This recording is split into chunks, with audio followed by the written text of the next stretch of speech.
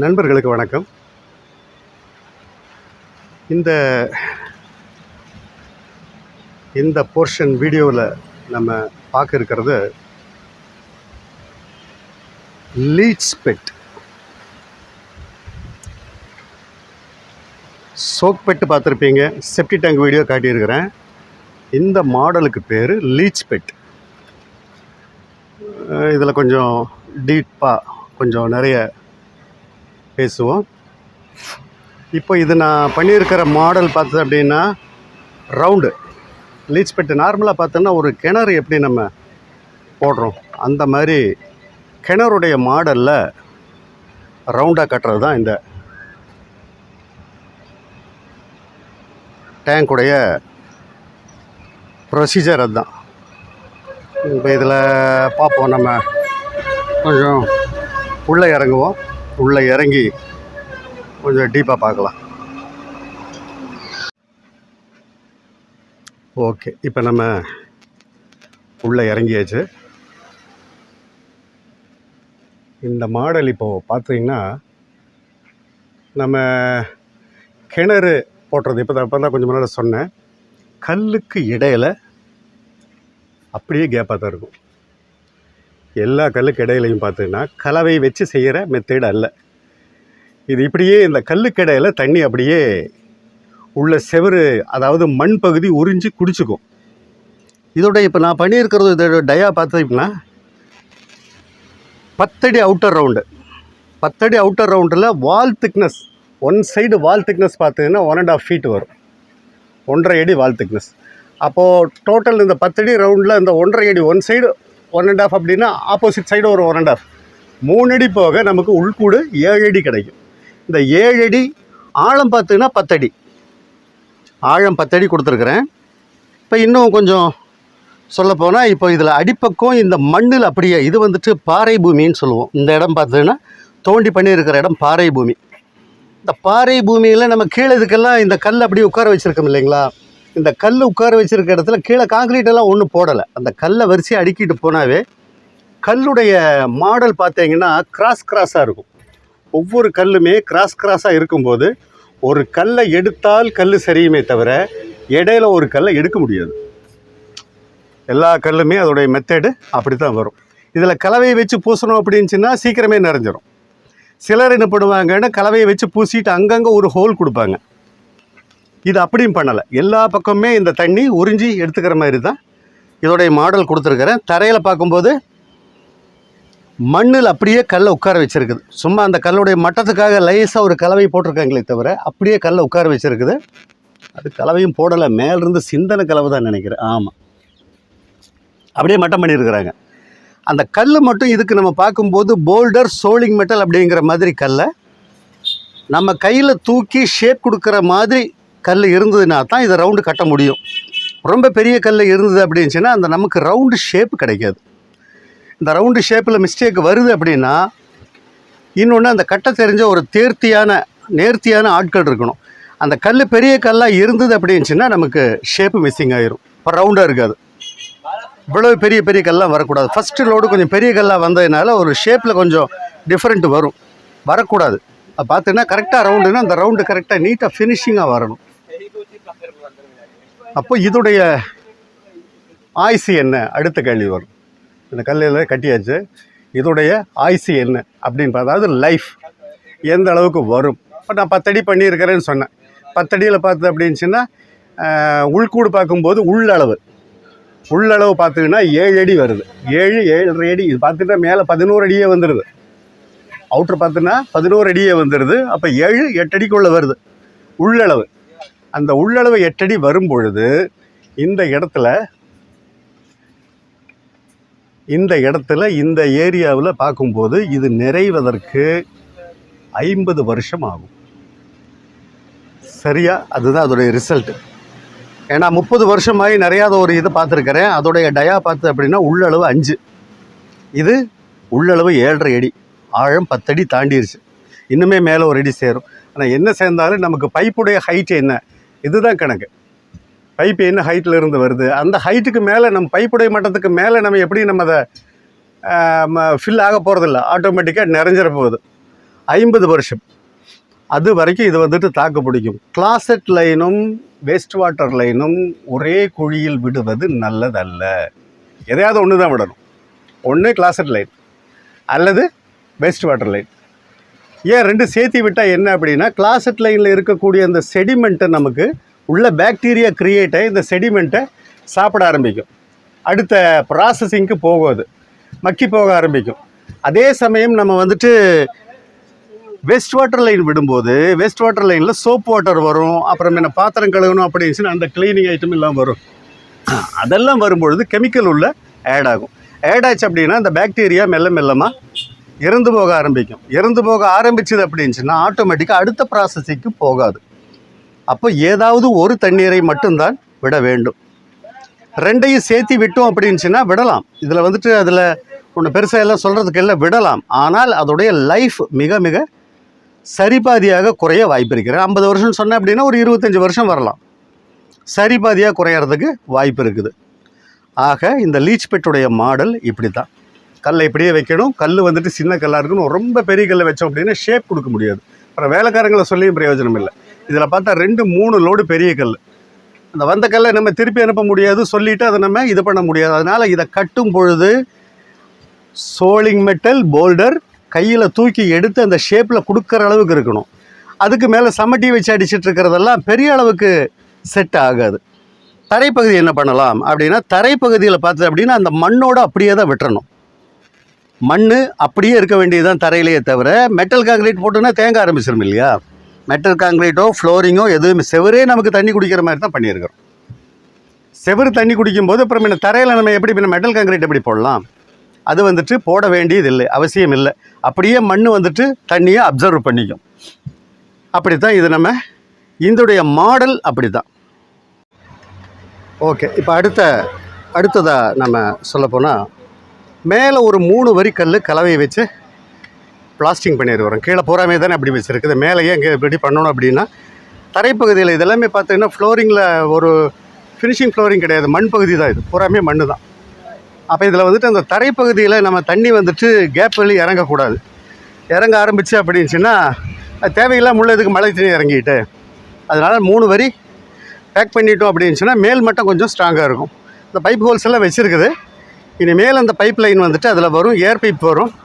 இந்த pipe line போட்டதுக்கு பின்னால் அடுத்து நம்ம இது ஃபஸ்ட்டு பார்ட்டாக நம்ம வச்சுட்டா போதும். இது கம்ப்ளீட்டு நம்ம கொடுத்தோன்னா 1 ஹவருக்கு மேலே ஓடிட்டுருக்கும். இது ஃபஸ்ட்டு பார்ட்டாக இந்த வீடியோ நம்ம கணக்கு வச்சுக்கலாம். இதில் தான் அது வந்துட்டு இதுக்கு முன்னால் ஆக இது வந்துட்டு 50 வருஷம் சொல்லிட்டேன். எதையாவது ஒன்று யூஸ் பண்ணிச்சுன்னா, 2 யூஸ் பண்ணால் 25 இயர்ஸ் ஆச்சு. அப்போ மேலே இந்த இதுக்கு நான் கிளியர் கொடுத்துட்டேன். நான் இந்த கலவை ஏன் போட்டிருக்குது அப்படிங்கிறது கிளியர் கொடுத்துட்டேன். இதுக்கு மேலேயும் பார்த்தது அப்படின்னுச்சுன்னா நம்ம ஸ்லாபை போட்டுட்டு டபுள் ஸ்லாபோ இல்லை சென்ட்ரிங் போட்டோ இல்லை கடப்பக்கல்ல போட்டோ ஸ்லாபை போட்டுட்டு அந்த ஸ்லாபுக்கு மேலேயும் பார்த்தோன்னா ஒரு 8 இன்ச் பைப்பு, ஒரு 8 இன்ச் பைப்பை வச்சுட்டு ஒரு எண்டுக்கே போட்டு நம்ம மூடிட்டோம் அப்படின்னா நம்ம எப்போது நிறையுதா வேறு என்ன இதுங்கிறது செக் பண்ணி பார்க்குறதுக்கு சரியாக இருக்கும். 4 இன்ச் அல்ல, நான் சொல்கிறது 8 இன்ச். அப்போ தான் நாளைக்கு ஏதாவது ஒன்று அப்படின்னுச்சுன்னா அந்த தண்ணி நம்ம இது பண்ணுறதுக்கு சரியாக இருக்கும். இந்த பைப்போட டயா 8 இன்ச்சு. இப்போ இப்படி பண்ணிட்டோம் அப்படின்னுச்சுன்னா நமக்கு நாளைக்கு ஏதாவது க்ளீனிங் ஆகிறது அப்படின்னுச்சுன்னா 2 ஜென்ரேஷன் தாண்டணும். என்னுடைய இதே அந்த கணக்கில் தான் இருக்குது. இது பார்த்தீங்கன்னா இது அதை அனுபவத்தின் அடிப்படையில் தான் சொல்கிறது. மெயினாக இது பார்த்தது அப்படின்னுச்சுன்னா அங்கே பார்த்தேன். நீங்கள் நிறைய பக்கம் பார்த்துருக்கிறது ரிங்கர் இருக்குவீங்க. ரிங்கர் இருக்கிறது பார்த்தீங்கன்னா நான் ரெக்கமெண்டேஷன் பண்ணவே மாட்டேன். ரிங்கர் இருக்கிற ஐட்டத்தை நான் ரெக்கமெண்டேஷன் பண்ணுறது கிடையாது. ஏன்னா அது வந்துட்டு ஒரு லைஃப் ரொம்ப லைஃப் குறைவு. டோட்டல் கான்ட்ராக்ட் எடுத்து பண்ணுறவங்க சின்ன ரிங்கர் இறக்கி விட்ருவாங்க. உங்களுக்கு செப்டி டேங்க் பக்காவாக இருக்குது அப்படின்னு சொல்லிட்டு போயிடுவாங்க. அதில் ரொம்ப வேஸ்ட்டு. ஒன்று செஞ்சோம் அப்படின்னுச்சுன்னா ஃபவுண்டேஷன் பக்காவாக இருக்கணும், அந்த ஒர்க்கு வந்துட்டு நீட்டாக இருக்கணும், லைஃபு கொஞ்சம் நல்லா கிடைக்கணும் அப்படின்னுச்சுன்னா இது 50 வருஷம் முடிஞ்சதுக்கு பின்னால் என்ன அடுத்த ஒரு கேள்விக்கும் பதில் சொல்லிடுறேன். 50 வருஷம் முடிஞ்சுன்னா இது ஓவர், சப்ஜெக்ட் ஓவர். இந்த இடத்துல மறுபடியும் நம்ம அதை யூஸ் பண்ண முடியாது, அதோடு முடிஞ்சுது. இடம் மாற்ற தான் வேணும். 50 வருஷம் முடிஞ்சதுக்கு பின்னால் நம்ம அதுக்கு தகுந்த மாதிரி வேறு இடம் இருந்ததுன்னா யூஸ் பண்ணலாம். செப்டி டேங்குடைய மாடல் பார்த்து அப்படின்னா 3 போர்ஷன் இருக்கும். அதோடைய வேஸ்ட் வாட்டர் வெளியே போகும், அது போய் சோக்பெட்டுக்கு போகும். அப்படி நம்ம கணக்கு போடும்போது பார்த்தது அப்படின்னுச்சுன்னா அது மறுபடியும் 25 வருஷம் 50 வருஷம் ரீயூஸ் பண்ணிகிட்டே இருக்கலாம். அந்த செடிமெண்ட் எடுத்துட்டோம் அப்படின்னா ரீயூஸ் பண்ணிகிட்டே இருக்கலாம். இது வந்துட்டு 50 வருஷம் லைஃப் இருக்குது அப்படின்னுச்சுன்னா 50 வருஷம் முடிஞ்சதுன்னா ஓவர். ரிங்காக இருக்கிறதெல்லாம் பார்த்தீங்கன்னா 5 வருஷம் 10 வருஷம் 15 வருஷம். அதான் சொன்னேன். அதுக்கு நான் ரெக்கமெண்டேஷன் பண்ணுறது இல்லை. அதான் இந்த வீடியோக்காக தான் வெயிட் பண்ணிகிட்டு இருந்தேன். செஞ்சால் ஒன்று பக்காவாக ஒன்று காட்டுற மாதிரி இருக்கணும். அது வந்துட்டு கரெக்டாக சொல்லிக்கிற மாதிரி இருக்கணும். அந்த இது பார்த்து அப்படின்னா உங்களுக்கு அந்த ஐடியாவும் பார்த்து அப்படின்னா நான் சொல்லும்போது இருக்கக்கூடிய அந்த டிஃப்ரெண்ட்டு நான் காட்டணும் இல்லையா? சாதாரணமாக இல்லை, நார்மலாக போடுற அந்த ரிங்கு வந்துட்டு நான் போடவே மாட்டேன், அந்த வீடியோவே நான் போடவே மாட்டேன். ஆக சரி, அப்போ இதை நம்ம பார்த்துட்டோம். இதுக்கு கட்டாயம் ஏர் பைப் கொடுக்கணும். ஏர் பைப்புக்கெல்லாம் காடி எடுத்து வச்சுருக்கேன். அந்த லைன் போட்டதுக்கு பின்னால் மறுபடியும் அந்த வீடியோ அது செகண்ட் பார்ட்டில் நம்ம அதை பார்க்கலாம். இப்போ இதுக்கெல்லாம் குழி எடுத்து வச்சுருக்குது. இதில் இன்னும் சொல்ல போனால் இங்கே இருக்கிற இந்த பைப் லைனை பாருங்களேன். இது ஏற்கனவே ஒரு ப்ளம்பர் பண்ணிட்டு தான் போயிருக்கிறாரு. அதில் பார்த்து அப்படின்னுச்சுன்னா ரொம்ப முக்கியமாக இதை பார்க்கணும். இதை வந்துட்டு நம்ம இந்த ரெடிமேட் டாய்லெட்டு நம்ம பிவிசியில் வைப்போம் இல்லையா? அந்த ரெடிமேட் டாய்லெட்டு, அந்த ரெடிமேட் டாய்லெட்டில் பார்த்தோன்னா 2 டாய்லெட்டு வர்ற மாதிரி waste water line, closet line 2 வருது. அந்த ஃப்ரண்ட்டை காட்டுறேன்.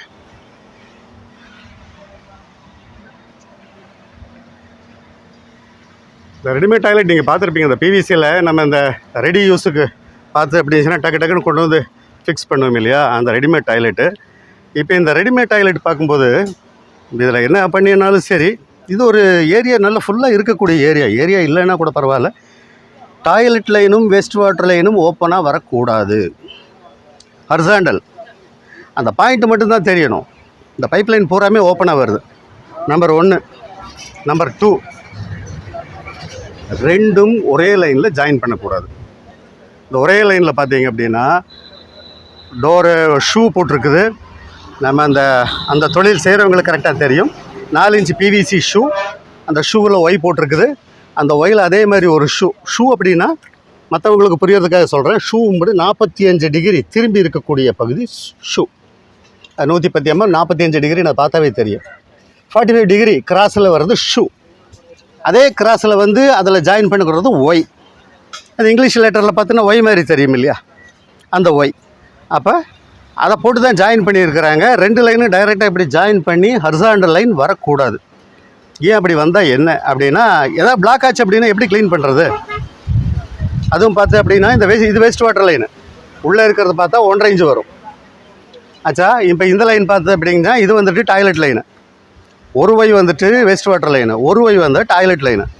அதுக்கு அந்த பக்கம் இந்த பக்கம் பார்த்து அப்படின்னுச்சுன்னா ஃபஸ்ட்டு இருக்கிறது 4 இன்ச் பைப்பு. இது வந்துட்டு டாய்லெட் லைனு. அந்த பக்கம் பார்த்திங்கன்னா தெரியும் பைப்பு சின்னது. இது வந்துட்டு வேஸ்ட் வாட்டர் லைனு. அப்போ இது எல்லாத்தையும் நம்ம வந்துட்டு ஒரே லைனில் கனெக்ஷன் பண்ணக்கூடாது. கனெக்ஷன் பண்ணும்போது என்ன ஆகும் அப்படின்னுச்சுன்னா, ஒன்றா கனெக்ஷன் பண்ணுறதும் தப்பு, ஒன்றா கொண்டு போய் ஒரே சேம்பரில் நம்ம ஜாயின் பண்ணுறதும் தப்பு. இங்கேயும் பார்த்திங்கன்னா அதே மாதிரி தான் எல்லாத்தையும் ஒன்றா ஜாயின் பண்ணி தூரத்துலேருந்து காட்டினா தெரியும். 2 toilet line, 2 waste water line எல்லாத்தையும் கொண்டு போய் ஒரே இதில் ஜாயின் பண்ணி விட்டுருக்குறாங்க. அது ஜாயின் பண்ணதும் பாருங்களேன், சேம்பர் இப்படி வரக்கூடாது. உள்ள ஒன்றுமே ஃபினிஷிங் எல்லாம் ஒன்றுமே கிடையாது. ஆட்டோமேட்டிக்காக அப்படியே ஃப்ளோரிங் அப்படியே பக்காவாக இருக்குது. அதுக்கு சேனல் வேணும். டைரெக்டாக இதை ஜாயின் பண்ணக்கூடாது. வேறு எப்படி ஜாயின் பண்ணலாம் இந்த லைன் அப்படின்னுச்சுன்னா, அந்த வேஸ்ட் வாட்டர் லைனுக்கு எல்லாமே ஒரு ட்ராப் வைக்கணும். ட்ராப் சிஸ்டம் வச்சு அந்த ட்ராப் சிஸ்டத்தில் இருந்து தான் நம்ம இந்த சேம்பர் கொண்டு வந்து ஜாயின் பண்ணவே தவிர டைரெக்டாக சேம்பரில் கொண்டு வந்து விடக்கூடாது. சேம்பரில் கொண்டு வந்து விட்டோம் அப்படின்னுச்சுன்னா அது வந்துட்டு உள்ளே பூராமே ஸ்மெல் அடிக்கும். இந்த டாய்லெட் லைனில் சேம்பர் ஸ்மெல் பூராமே உள்பக்கம் வரும். அது வரக்கூடாது. அதுவும் இல்லாமல் இதில் சரிவர ஸ்லோப்பும் கொடுக்கல. இந்த ஸ்லோப் எல்லாமே இந்த பக்கம் கொடுத்துருக்கிற பைப்பில் லாங் வியூ காட்டிச்சுன்னா தெரியும். அது கண்டுபிடிக்க முடிஞ்சால் சரி. அது பார்த்தீங்கன்னா இன்னும் காட்டுறேன் பாருங்களேன். இப்போ இது மார்க் பண்ணியிருக்கிறேன். டாய்லெட் லைனை போட்டு மார்க் பண்ணியிருக்கிறேன். இது வேஸ்ட் வாட்டர் லைன் மார்க் பண்ணியிருக்கிறேன். அதே same toilet line waste water line. இப்போ ஒரு டாய்லெட் லைனில் வச்சோன்னா இந்த ஏரோ மார்க் இப்படி தானே போகுது. உள்ளே இருக்கிற செடிமெண்ட் இப்படி தான் வருது. இப்படி தான் போகுது அப்படின்னு சொன்னால் இதை வச்சோம் அப்படின்னு சொன்னால் இது எப்படி வரணும் தெரியுங்களா? இப்போ ஏரோ மார்க் எங்கே இருக்குது? ஏரோ மார்க் இந்த பக்கம் இருக்குது. இந்த பக்கம் இருக்கும்போது பார்த்து அப்படின்னு சொன்னால் இது தலகலாக இருக்குது. இந்த பக்கம் அந்த பால் பார்த்தீங்கன்னா இப்படி இருக்குது. நான் பாருங்க தூக்கி கொடுக்குறேன். கொஞ்சம் தூக்கி கொடுக்கும்போது ஆட்டோமேட்டிக்காக இப்படி வரணும். இந்த பகுதி ஏறி வரணும். கீழே அடிப்பக்கம் பார்த்தீங்கன்னா அந்த கேப் நான் கொடுத்துருக்கேன் பாருங்கள். இந்த பகுதி ஏறி வந்து இது இறங்கி வந்ததுன்னா தான் தண்ணி போகும். இப்போ என்ன அப்படின்னுச்சுன்னா இந்த இடத்துல தண்ணி தேங்கி நின்றுட்டு இருக்கும். இந்த எல்போ கிட்ட தேங்கி அந்த செடிமெண்ட் வேஸ்ட் எல்லாமே தேங்கி நின்றுட்டுருக்கும். இப்போ இப்படி வரக்கூடாது. இந்த மாதிரி நிறைய பைப் லைன்லேயே பார்த்தீங்கன்னா நிறைய எக்கச்சக்கமாக மிஸ்டேக் இருக்குது. இப்போ இது அது ஒன்று இன்னொன்று ஓப்பன் லைனாக இது போடக்கூடாது. இது அடிபட்டுன்னா உடஞ்சி போகிறதுக்கு வாய்ப்பு இருக்குது. அடுத்தது பார்த்தது அப்படின்னு சொன்னால் இந்த இடத்துலையும் பார்த்திங்கன்னா ஸ்லோப்பே தலைகளாக இருக்குது. அதாவது ஏரோ மார்க் எப்படி வருது? இந்த பக்கம் பார்த்து தான் வருது ஏரோ மார்க் இல்லையா? இப்படி வரும்போது இது எப்படி வரணும்? அந்த இது வந்துட்டு இந்தளவு ஏறி இப்படி தான் வரணும். இப்படி வந்ததுன்னா தான் தண்ணி போகும்.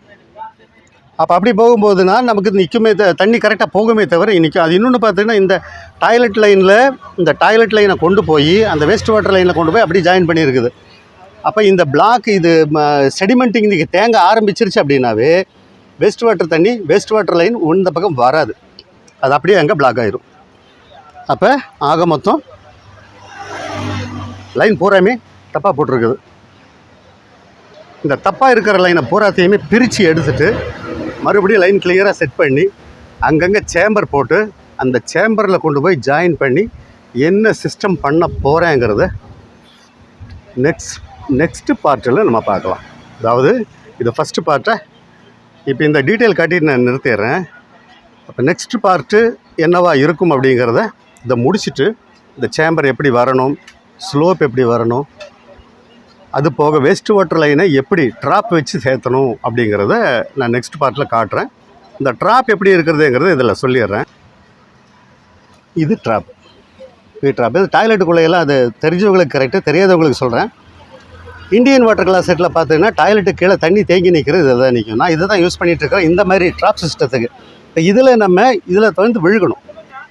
இந்த தண்ணி இதில் இது வந்துட்டு வேஸ்ட் வாட்டர் மட்டும்தான். இதில் விழுகணும். விழுந்து இதில் இருந்து சேம்பருக்கு போய் சேரணும். சேம்பர் குழி எடுத்துருக்கணும் இல்லையா? இதில் இருந்து சேம்பருக்கு போய் சேர்ந்தது அப்படின்னா ஸ்மெல் வந்துட்டு பாத்ரூம்குள்ளே டைரெக்டாக வராது. அதனால் இந்த ட்ராப்பை வச்சுட்டு தான் நம்ம லைனை கொண்டு போய் அதில் ஜாயின் பண்ணணும். லைனை பூராமே பிரித்து எடுக்கணும். அங்கங்கே டோர் வரணும். எதுலேயுமே டோர் இல்லை பாருங்கள். நாளைக்கு எதாவது பிளாக் ஆச்சு அப்படின்னா அதை க்ளீன் பண்ணுறதுங்கிறது கொஞ்சம் ரிஸ்க்கு. அது யார் யூஸ் பண்ணாலும் சரி, அந்த கிளாஸெட் யூஸ் பண்ணும்போது கொஞ்சம் மிஸ்யூஸ் பண்ணாங்க அப்படின்னுச்சுன்னா அதில் லைனில் ஏதாவது கிளாத் அது இதுன்னு பிளாக் ஆகிறதுக்கு வாய்ப்பு இருக்குது. மெயினாக அந்த ஒரு பாயிண்ட்டுக்கு தான் நான் டீட்டெயிலாக சொல்கிறேன். அதனால் அப்படி எதாவது ஆச்சு அப்படின்னுச்சுன்னா இது எப்படி நம்ம பிரித்து பார்ப்போம்? சோப்பு உள்ளே விழுகும், சின்ன சின்ன மக்கு இருந்தால் அது உள்ளே விழுகும். இப்படி லைன் போடவே கூடாது, ஓப்பனாகவும் போடக்கூடாது. ஆக இவ்வளவு தவறுகள் இருக்குது. இந்த தவறையெல்லாம் நம்ம எப்படி சரி பண்ணி லைன் போடலாம், இதை நான் கட் பண்ணலான்னு தான் நினச்சேன். இதை காட்டிட்டு கட் பண்ணால் தான் உங்களுக்கு இது இன்னும் கொஞ்சம் கிளியராக அந்த மக்கப்பாக நிற்கும். அதுக்காக தான் பண்ணியிருக்கிறேன். சேம்பர்லேயும் டாட்டா கட்டியாச்சா? Right, okay. சேம்பர்லேயும் பார்த்தது அப்படின்னுச்சுன்னா உங்களுக்கு இப்படி வரக்கூடாது. அதான் மறுபடியும் சொல்லியிருக்கிறேன். சேம்பரில் உள்ள எல்லாமே சேனல் வரணும். சேனல் நான் தான் இது வந்துட்டு கரெக்டாக அந்தந்த இது போகும். இல்லை அப்படின்னா இந்த சேம்பருக்குள்ளேயே தண்ணி தேங்கி நிற்க ஆரம்பிச்சிடும். அந்தந்த செடிமெண்ட்டெல்லாம் அப்படி சேர்ந்து வேஸ்ட் வாட்டர் வந்ததுன்னா உள்ளே பூராமே தேங்கி அது பூராமே ரொம்ப மோசமான ஒரு நிலைமை கொண்டு போகும். ஆக இப்படி வரக்கூடாது. ஓகே, ரைட், நல்லது நண்பர்களே. முதல் பாகம், ஃபஸ்ட் பார்ட் இத்துடன் நிறைவு பெறுகிறது. மீண்டும் இரண்டாம் பாகத்தில் நாம் மீண்டும் சந்திப்போம். நன்றி, வணக்கம்.